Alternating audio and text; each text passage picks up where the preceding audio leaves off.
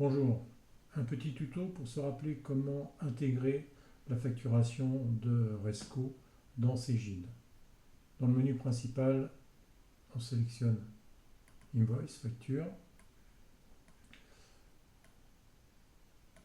Voici la liste des factures en attente. Deux couleurs principales, le jaune. Le jaune veut dire que cette facture, cette croisière a déjà été intégrée et qu'il y a eu des changements depuis.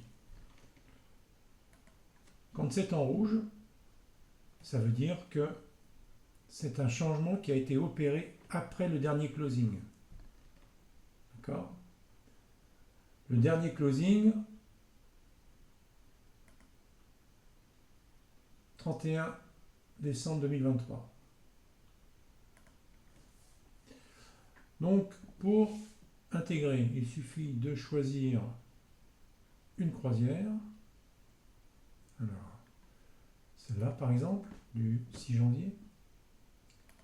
Double-clic dessus, ça me donne le total de ce qui est attendu. Ces informations-là doivent être comparées avec le 907. Il est judicieux de sortir le 907 de Resco en version Excel, car si jamais il y a des écarts, en m'envoyant le fichier, je trouverai la source. Normalement, tous les champs qui sont ici tombent juste. Le seul élément qui diverge, c'est le champ Miscellaneous. La raison, c'est que dans CRS, les opérateurs basculent dans le Miscellaneous beaucoup de gratuités qu'on retrouve ici. Donc, si le gros sel c'est bon, l'hôtel est bon, le transfert est bon, les charges, la commission est bon, les OBC sont bons, normalement vous pouvez intégrer sans souci. Si vous voulez plus d'informations, un double clic dessus vous permet d'avoir toutes les informations par booking avec le même niveau de détail, et vous pouvez aussi le faire par agent. Voilà. Je sélectionne,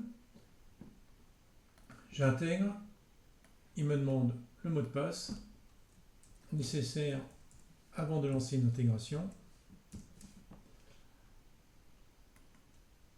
Il me dit que je vais intégrer la croisière SFLE 010624, et si jamais il détecte un code manquant ou mal orthographié dans la table de mapping entre le code de la compagnie de CRS et l'auxiliaire de Cegid, il affichera un pop-up en disant je ne peux pas intégrer, il faut mettre à jour tel code. Voilà, c'est fini pour l'intégration. Maintenant, ça va lancer directement le module de Cegid et finaliser l'import des écritures dans Cegid.